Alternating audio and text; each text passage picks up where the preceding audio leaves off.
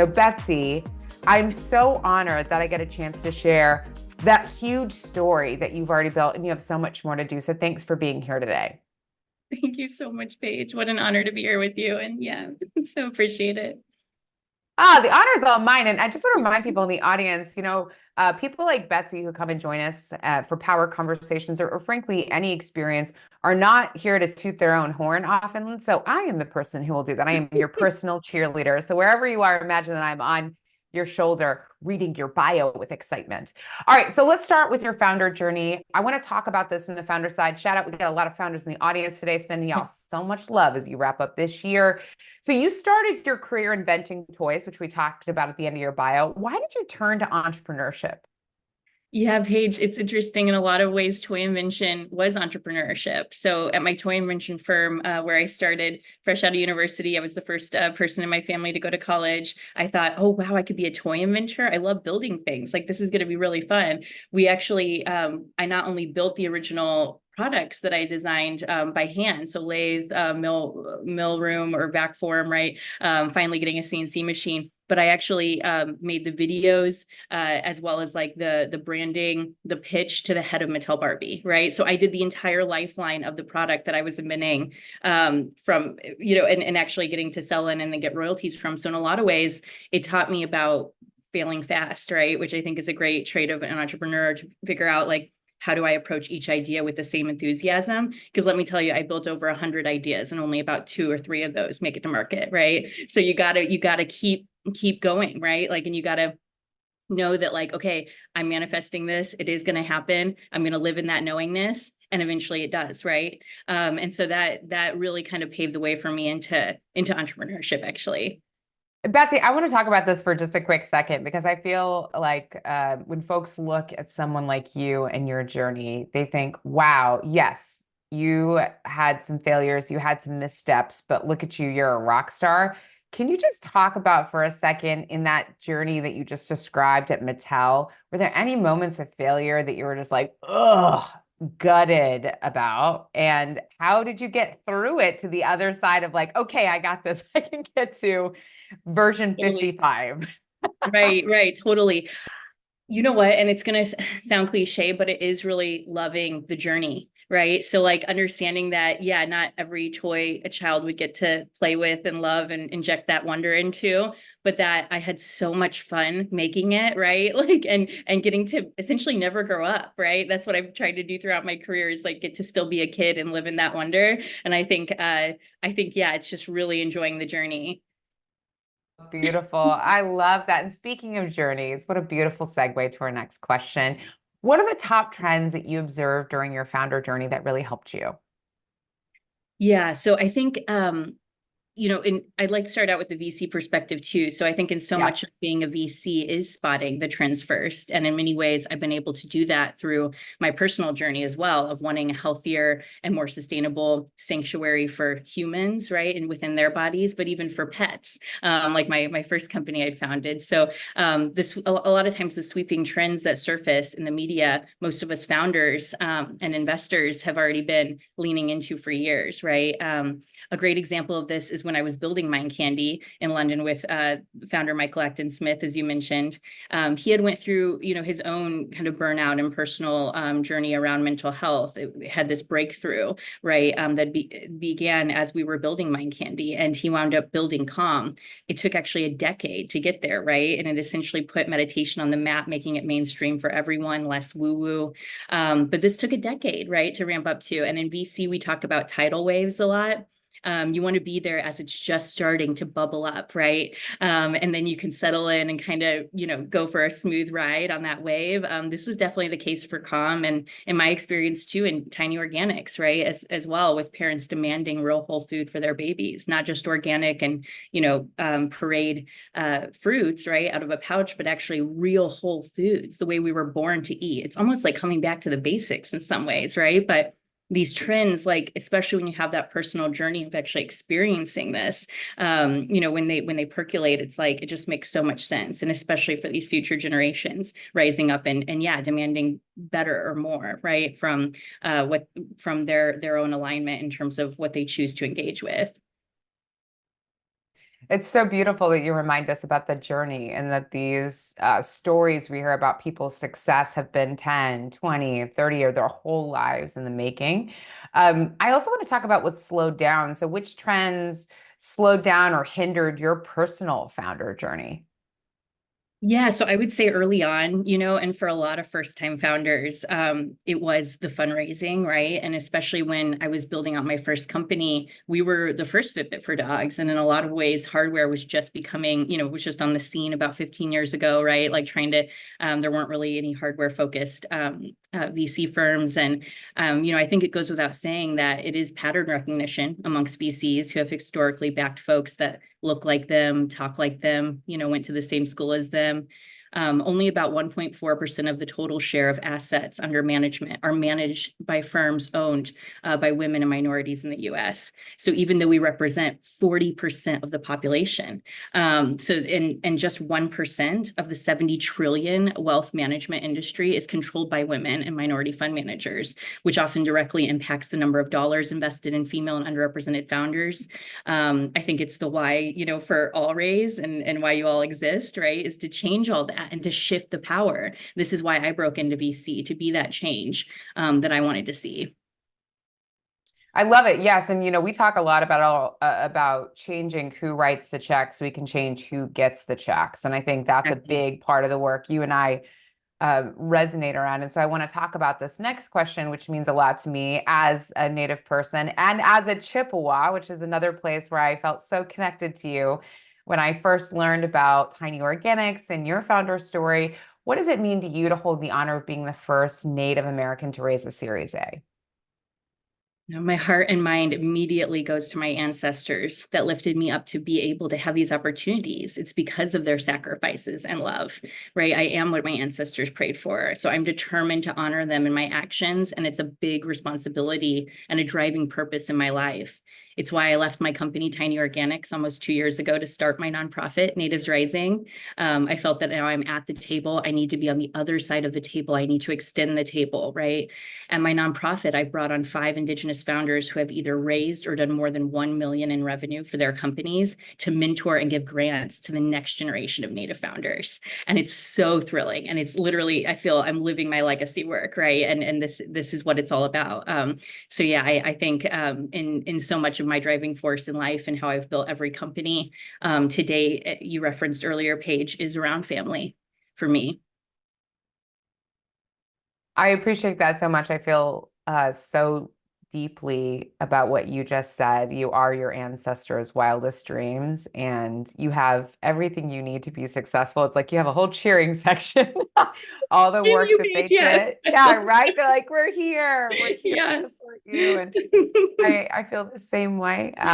So thank you for sharing that. And also, we're so proud of you. So thank you. And now you are an investor and you get to write checks and make decisions. You have been for a while. And every time we talk, I find out about a new cool deal you've done or another place that you're invested. Why did you take this path as an investor? Yeah. We cannot separate healing people and planet from capital investments. When we look at the landscape, Native fund managers do not have a single bottom line, right? We have a double or a triple bottom line when it comes to investing, one that's impacting the planet, climate, other concerns in our communities. As money shifts from baby boomers to millennials, as we know, that generation cares more about the double and triple bottom lines, right?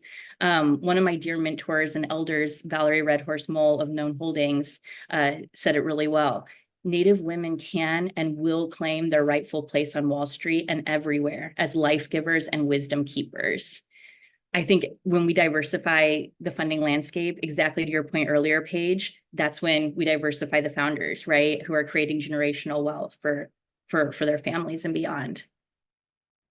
So beautiful. And Betsy, let me show up as prepared with these Singer talking points. We cannot separate healing humans from healing the planet. Beautiful. Yes, I couldn't agree with my colleague Dana anymore. So let's talk a little bit about your funds. Which funds are you part of, and what is the thesis of each fund? Yeah, so for the past 2 years, I've been an investment partner at XFactor Ventures and Long Jump Fund. I'll start with XFactor. We're one of the, as you mentioned earlier, the biggest check writers in female-led seed rounds. So we've actually seen over 10% of every female-led round in the nation, and we funded over 3% of those. We're currently on our third fund, and we have 23 partners where we all have different verticals and expertise, and we really lean into each other's ability to kind of come along on a deal. And what's so incredible about XFactor is we're all Series A and beyond founders ourselves. So we've been in those same trenches. We have folks like Kate Ryder from Maven Clinic, the founders of Figs who have IPO'd. So just an incredible breadth of knowledge, right, that we can bring to these female founders. And a lot of times that's what, they're partnering with us for, right, is that this ability to really see them, right, to really help in the journey. And that's just been such a gift to get to make, many investments out of XFactor, including to Native founders. My most recent one was to Amber at Totem in building a fintech platform for natives by natives. And it's just incredible to see, for our community, but also, partnering with one of my partners, Maya, on that deal, who sold her company to Chime, right? So having that expertise in-house has really made all the difference. At Long Jump, I relocated to Chicago during the pandemic via London and New York. And I was so just elated to get to join this team of rockstar founders who are trying to do the same thing, but for underrepresented and female founders here in the city, right? And what's so cool about Long Jump is we're actually a first check-in. So I would say majority of deals I've done, I'm literally the first 100K, that they receive, including from a former. It was so amazing. One of my women that worked with me at Tiny Organics. I think that's one of the greatest joys of being a founder, is getting to see, your team actually become founders as well, right? And what they're doing. And I was able to be her first check, Tamika Van Tifflin of Aegis.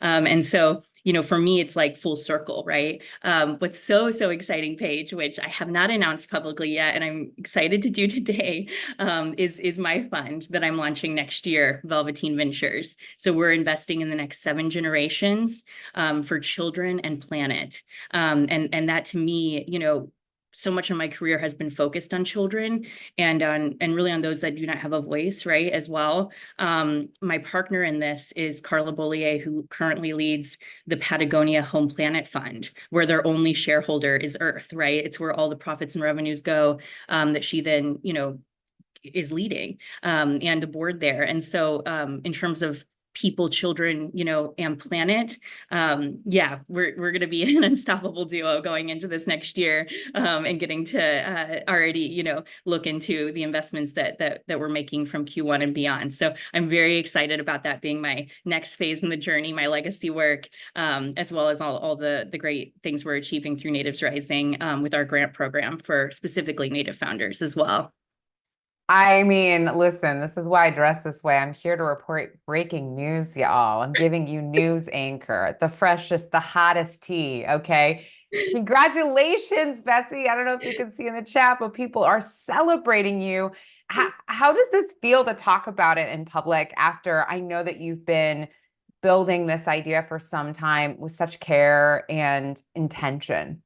Oh, I've been manifesting it for years, Paige. That's Yeah. right. I mean, even before founding Natives Rising, I thought, could I build a VC fund first? And then I realized that for our community, we needed education, we needed grants, like how I had gotten for my first company, right? I started everything with a 50K grant, and that's what I'm looking to now give, right? But we also need to create waterways of access for our Indigenous founders, right? And actually for underrepresented and female founders in general. And so, I just want to go out there and be the change, right? So it feels like a long time coming. It feels so celebratory that I get to come out and say, like, this is the next, the next phase in my life, and definitely, next decade and beyond. And I'm just thrilled. Yeah, very excited. And thank you for the support. Oh, always cheering you on. Always here to do the homework you need me to do. Sign me up if Betsy's involved.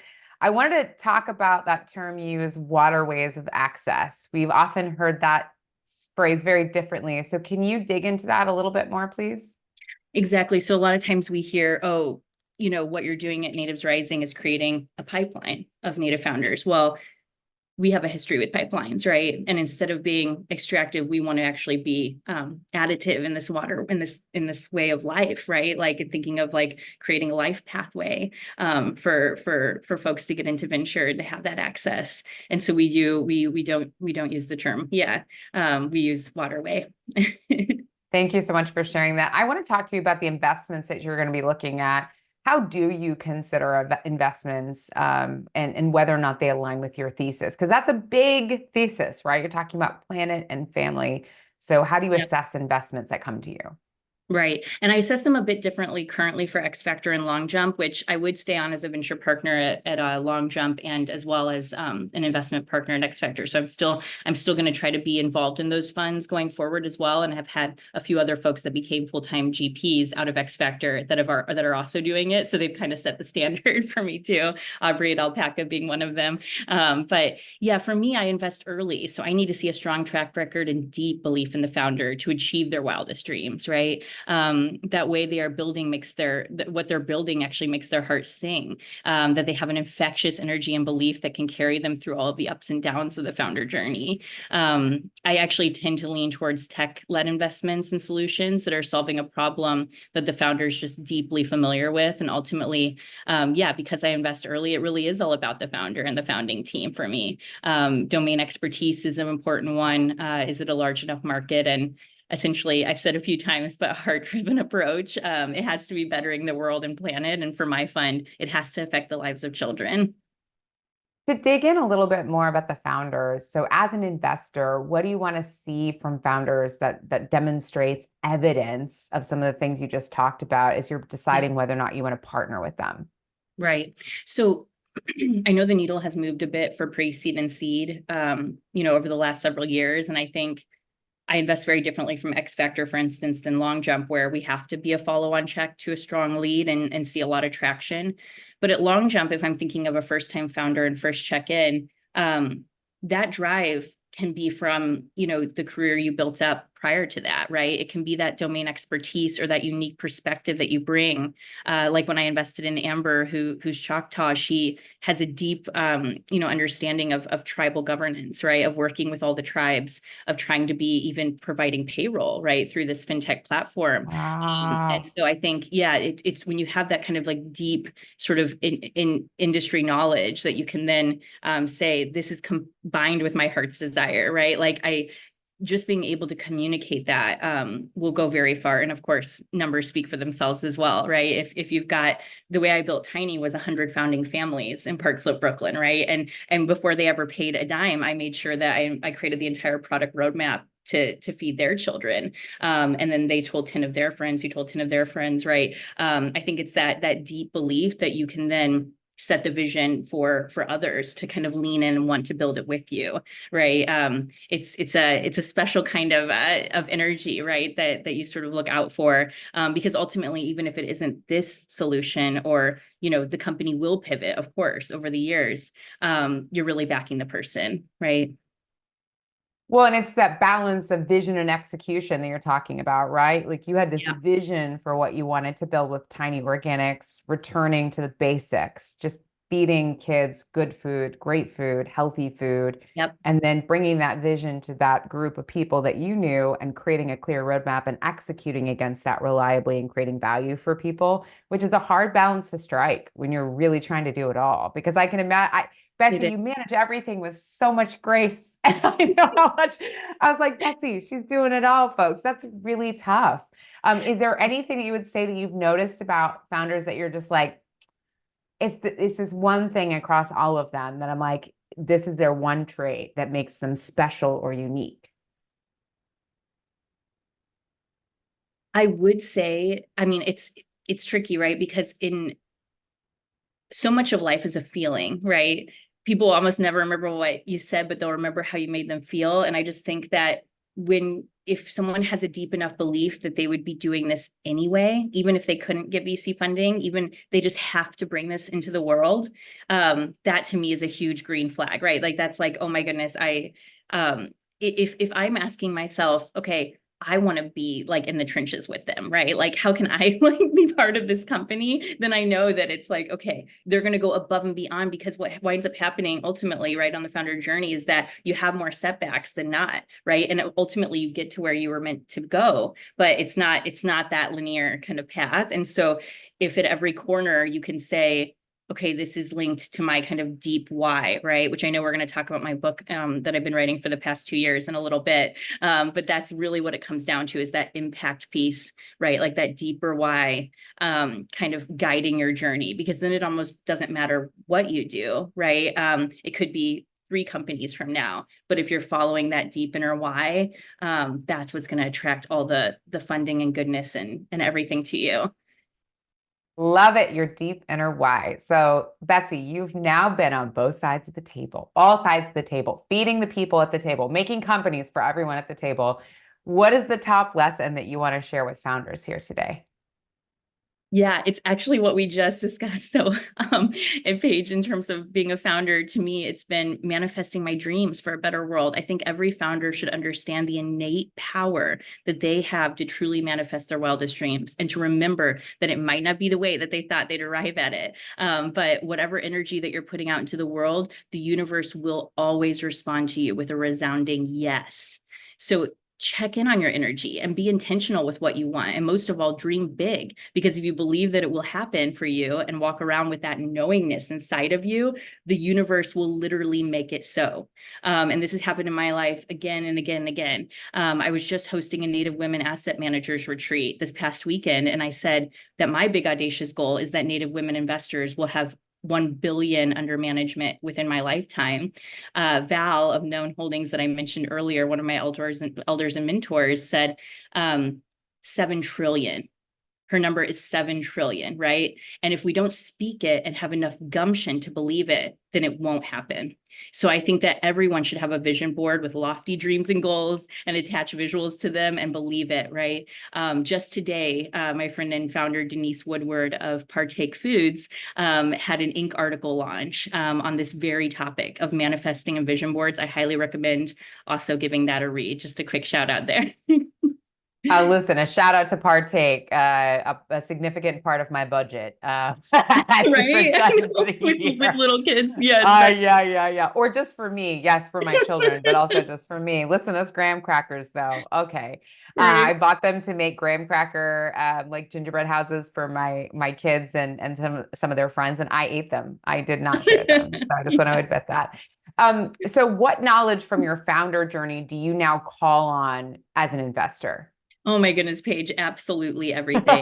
Everything? Literally, like I'm like, how are VCs, like, how have they not been founders previously? Like, how would they know how to like interact and stuff, right? It just in my mind, having been a part of 2 founder-led funds now, right, for these past couple of years, there was a reason for that. I believe that founders have a unique vantage point, as we have been in those same trenches. And what I discovered from founding my nonprofit was that for many first-time founders and even repeat founders, it comes down to a belief change. So part of the work that I'm doing through the mentorship that I give at Natives Rising, and even with the founders that I get to work with, is I've just become, I'll be certified in February, a confidence coach, right? So using neurolinguistics programming to literally rewire one's brain into that positive state of belief change, and how that can affect your entire world, right, and universe, especially as a founder. So I think when we think about what the difference is in terms of that, what I can bring to the table as a VC, it really is that like kind of deep insight into the inner why, and kind of tapping into that to unlock like the authentic brand voice, right? The reason for being, and like the idea that you're the only person that is like here to bring this to fruition, right? So that's like, I feel that I have this knowingness now, and I've experienced it myself, and it's like I can't not give that to the world, right? And so that's so much of, yeah, every single part of my founder journey has led up to this point. Oh, sorry, Paige, I think you might be on mute. I tried so hard to unmute myself, but years later, I still don't know how to use Zoom, evidently. Betsy, I was just going to share with you that this is really powerful advice for folks, and I see that Aaron loves it too.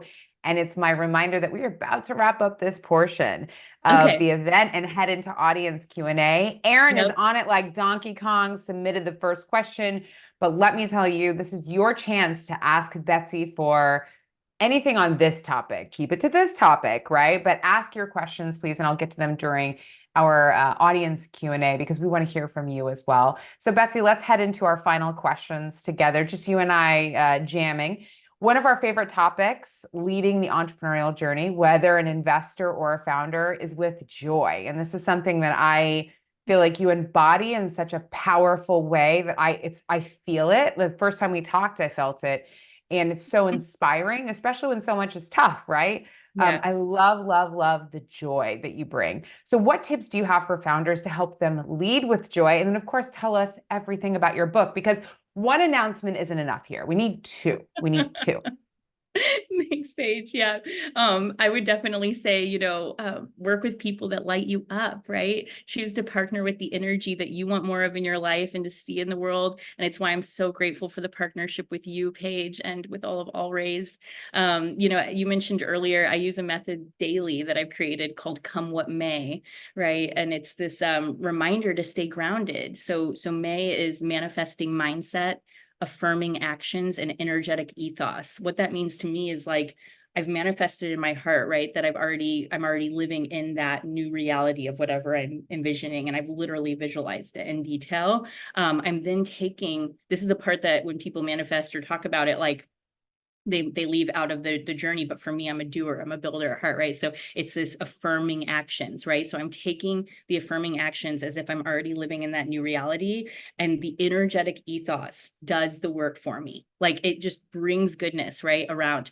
And I've seen it happen with the founders that I mentor time and time again, right? Like, they've been able to get to where they are because of this, right? Because they've literally envisioned it, this future of like the good, the better world that they're creating, and we're able to take those actions to create that energy, right? And the energy is real. And yeah, with my book, it's all about this. So if you're interested in this topic, it's impact and spirituality meet the business of being a founder. So that's how great lasting companies are born. I have many examples of this in the book, including Patagonia that I'd mentioned earlier. But Michael from Com is also helping me write this because he literally did that for meditation, where he brought it to the masses. We're trying to do that now for manifestation, right? That anyone can tap into this. And you'll hear from some of the greatest founders in the industry, some star investors too, who are moving capital towards this new business model, and it is the future.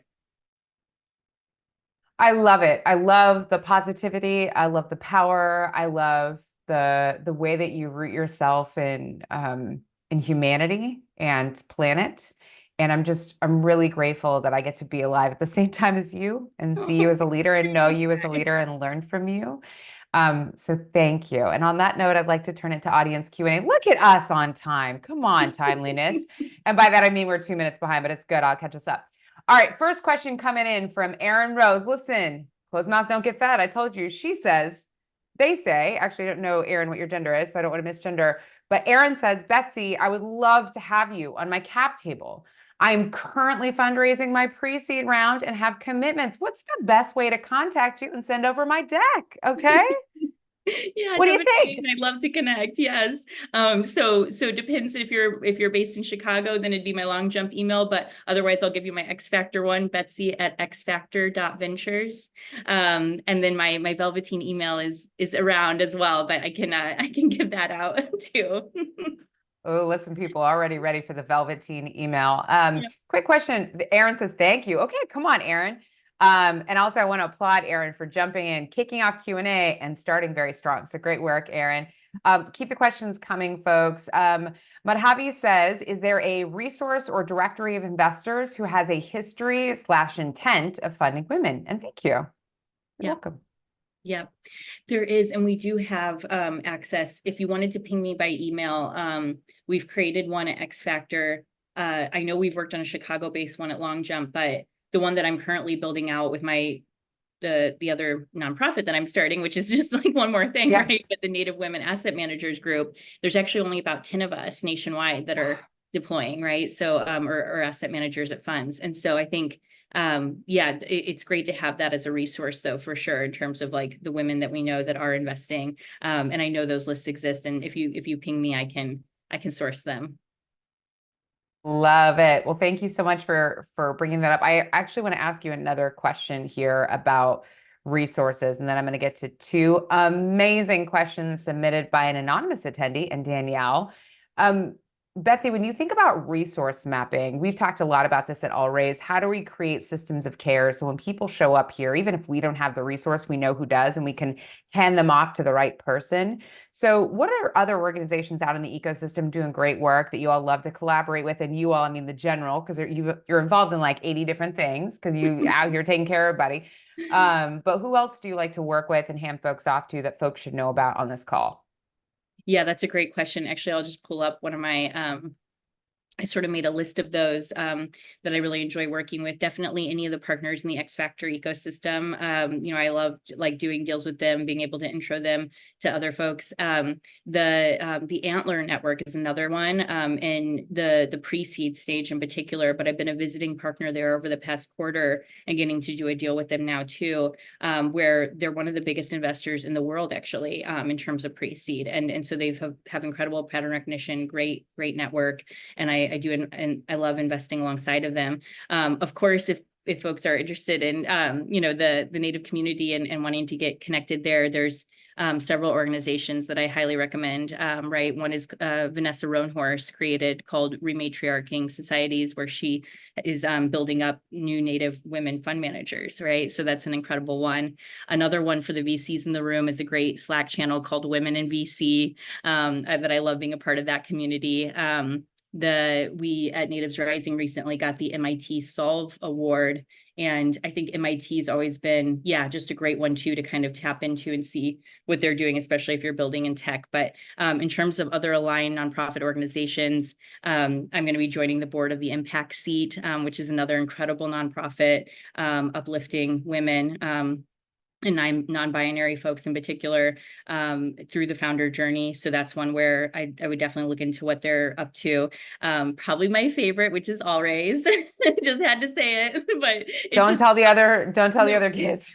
Literally, Paige, like I've been telling people, it's been my favorite conference of my life. If there's any VCs on the call, the VC conference that you just hosted in SF, for your big annual summit, I've never felt that kind of energy in a room of all women investors. It was just palatable. I mean, I was in tears as you were up there dancing, right? Like with these powerhouses in the industry who have literally, done the thing, right? And they're mentoring us. Like, it's just, oh my gosh, it was so profound.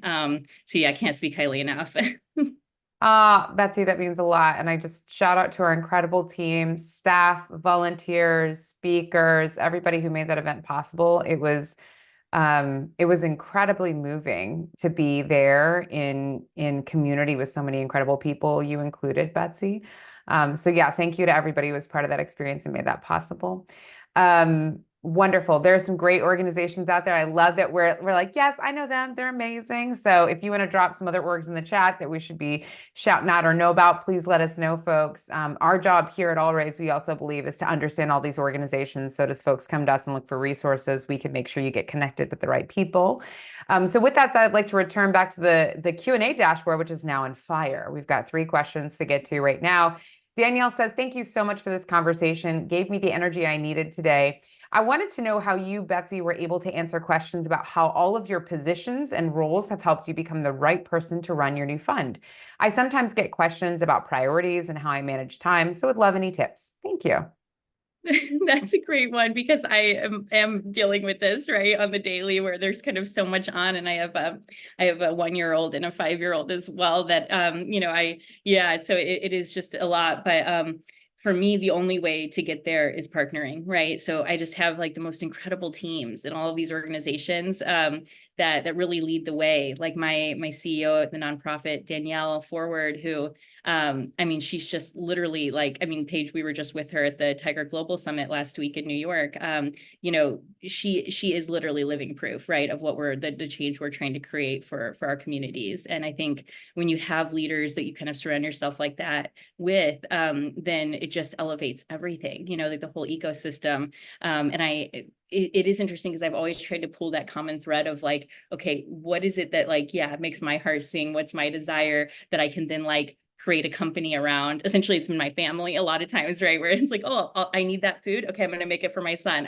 I need my dog to lose weight to extend his life. He's now 13 years old. I'm going to build that. And so I think, as you get later in your career, it is kind of like, okay, make understanding, and I think just in general, but that time is your most like precious commodity, like the thing that we just that it is finite. And so thinking around how you spend your time is one of the most important things. So for me, it's the people that you spend it with, right? So making sure that you're partnering up with folks on your team or the leaders that you want to see in these organizations, right? Because that doesn't always have to be you. You could lean into another great leader, right, that you believe in and want to elevate too. And that, to me, I've actually found so much joy in that. And so I think that's just part of the journey, right? Is like trying to find those folks who really resonate, that you can get there together.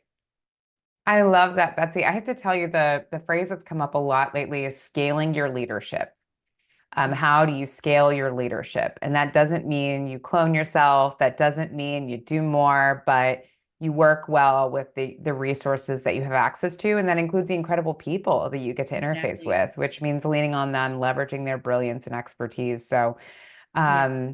thank you for sharing that, Betsy. And thank you for the great question. Heading on over to our friend anonymous attendee. We love an anonymous attendee. And a reminder, if you want to submit a question, but you're a little shy, you can be anonymous. That's fine.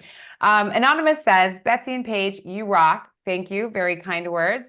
My question, given your many passions, I'm curious how you decide which ideas to pursue and if there are any checklists or criteria you use when deciding whether to write a book, start a firm, etc. I love this That's question. really, Come really good. on. I've Yes. loved Yeah. all the questions, but this is a new one I haven't heard. So it's great. I love Right. it. Right. So I will say that if something is feeling like, oh, it's not actually coming to me easily, I let it go. Right. So Ooh, I found that through my life, the letting go has been the thing that has served me the most, because the things that are for you are going to come back and in abundance, like what Paige was saying, right? With these like incredible leaders that like jump in and want to partner with you. Right. So I think when I knew that I actually could build this thing that, I had dreamt about, with Natives Rising, like, absolutely. It was when I'd met my incredible partner, right, who was doing the work and in the tech industry, and I wanted to do it for founders. I think when I knew I wanted to write the book is when I just kept getting asked so many times, like, do you, the mentor, ship that you provide to your founders, do you have that like and I would have spreadsheets and I'd have decks that I would send people, but it's like, why don't I put this into a book in terms of the deeper why, right? So some of the things just made sense, but I also had people come into my orbit that helped me to do that, right? So I think that if things flow to you easily, then they're for you. And there's been things in my life that I really, really wanted, and ultimately it wasn't for me, right? And as soon as I let go, that's when I could see it clearly, right? That I could never have gotten to this point had I not just let go. And so I think that for me has been, one of the greatest, like one of life's learnings, right? Is just like to let it be. And then, the truth will come to you. I want to peel apart a little tiny nuance there because growth can often feel really challenging. And Mm. so it can feel like, is this not for me or am I building resilience? How do you know the difference between something you just need to let go because it's not for you and just like growth and this is going to be tough for a while? Right. I think in the founder perspective, it is because I'm the type that like when the going gets tough, that's when I dig in my heels and say, yep, I'm got the staying power here. That's what's going to get me through, that persistence, that perseverance, and the whole thing, right? Over those 15 years of being a founder CEO. And so I think for me, that's a very different perspective in terms of my why is so strong. I know I'm going to get there. And if it's not that way, then it's this way. Right. So it might not be the way that you're currently going, like in terms of like down the road, in terms of getting to that ultimate goal. Right. It could be from a different vantage point or a whole different perspective or a different team member that you're going to bring on. Right. That like helps you to get there. I think, I think that when like that, it still does apply even in business, right? If something like when you're engaging with an investor, like if they're leaning in, like, you just know, right? It's like their mind's already made up, and you're just convinced. You don't even really have to convince them, because it's like they're just like reinforcing that belief that they have in you, right? And what you're building. And so I think you just know when it feels that way, right? And that's a lot of life, where you persevere in a way. Yeah, you stay up late, you do all the things, right? And it's like, yeah, in the end, if it's not that way and it's not working, well, then it's got to be another way, because I know I've got to bring this vision into reality, right? So how do I think creatively about like exploring those other ways? Thank you for sharing that, because I think that is one tension I reflect on a lot. Is this just a growth experience, or is this not for me? And I think that is really Mm. tough to sort out. So I appreciate you sharing that. Let me get in here. We got a few more questions. Betsy, can you say your email again? I've had a few people say that. Yeah, Golmohar, if I mispronounced it, I apologize. Brought it up, but please give us your email yeah. again. So it's Betsy, Betsy, at XFactor, XFATOR. Did I do that right? FACTOR .ventures. Yeah. Hey. Listen, and Christy has you. Thank you. This is what Oh, teamwork thank looks like. you. It's the dream work. Christy, thank you. All right, heading on over. We got a few questions left. Let's see if we can get to them all before we wrap up here. Allie says, for folks who are early on in their career or ones who have recently pivoted to investing, can you talk through recommendations for building a reputation and a network? Great question, Allie. Yep, that's great. The way that I had done it was, especially if you've been a founder previously, but even if not, you probably have that network of other folks that are investing, right? So what I found is, especially with dear mentors of mine who maybe even are just angel investors, right? It doesn't have to be institutional, or, VCs only make up 8% of asset management, right? So that other part is like PE firms, right? Like these huge hedge funds. So there's folks like in our orbits, right, that you could kind of look to as a mentor, or even just like try to partner up with, but essentially reading about their thesis and things they're interested in, and then like like literally researching, right? And I've done this like countless times, right? But just like going on LinkedIn, or trying to find articles written, and researching like that particular space, right? That maybe you're really keen on too. And then you can offer up like, actually reach out to the founder and say like, would you be interested? I can make this connection, right? I found that, founder-led funds in particular are extremely founder friendly, right? Like a lot of times you're leaning into the network of founders that you've built alongside, right, over the years. But I think that when you approach another VC that might be a little bit further along than you, or just an investor in general, that you can provide, it's a win-win, right? You can provide them access to maybe someone in your network, or something that you've researched and been able to align with, and talk to the right folks. So then, would you be interested in this? Or I'm looking at this deal. Would you want to look at this with me, right?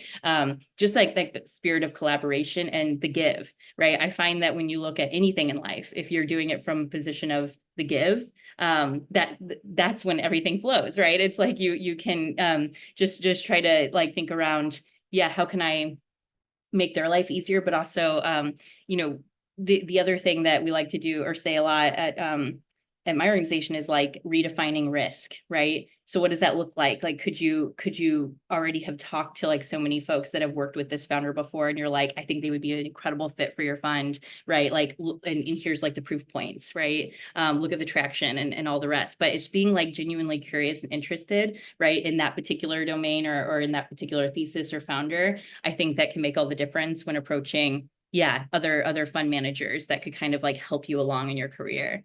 And not being afraid to ask, because you don't ever get it if you don't ask, right? And you just don't know. I approached my entire entrepreneurial journey. I'm the first entrepreneur, in my family, and didn't have like sort of that network or understanding really. And when I started out, and I think, I approached each different venture with, well, why not me? What do I have to lose? Right. And if you can just approach it with like, well, what do I have to lose? I can make the ask, that can go far. I love it. Listen, we only have a couple minutes left, and I have a few more questions. Let's see how many we can get to. First of all, anonymous attendee, this question, fantastic. I love it. So I want to get to it. It's a longer question, so everybody stick with me. In part, I agree with the idea of investing in founders who make you feel a certain way, yet I also see significant, all caps, challenges with it, particularly when it comes to underrepresented founders. This approach perpetuates bias. I had enormous mental hurdles to overcome in my initial years due to the male-dominated industries I was coming from and personal history, all tied to being a woman and feeling like plus being an outsider who felt/was misunderstood. That didn't instill confidence in investors. How can investors make smart decisions that do not just rely on feeling that an entrepreneur conveys, because a feeling can be misleading? E.g., so many men receive funding and or exit because they make investors feel confident. Very complex, Right. beautiful question. What do you think, Betsy? I absolutely love this question. And it's just like really bang on. Like it's the whole reason we have the system we do today, right? Where it's that pattern recognition that I spoke of earlier. I think that, when I say like what we're trying to do, and I think our, we're very aligned to our Paige in terms of like ensuring that it's the other folks, right, that are on the other side of the table that like are really seeing you, right, because they can understand, and we've been there. Like, I don't think we can walk around life with absolutely no sense of like, the bias factor, but at the same time, like, it's not just a feeling. Of course, if you're even at the table and able to have the conversation with the VC or investor you want to bring on, you do have the traction and some momentum, right, already, to kind of get you there. You've been able to, build something that is valuable, right? And so I think, in my mind, it's a little bit different when looking at like a very first check or like pre-seed side, but a lot of times those folks, yeah, they already have the website, they already have maybe not the product market love yet, but they've got like the product going and stuff too. So I think there's already so many hurdles to even getting that call, like that you'd overcome, right? Like in terms of the traction and the things that really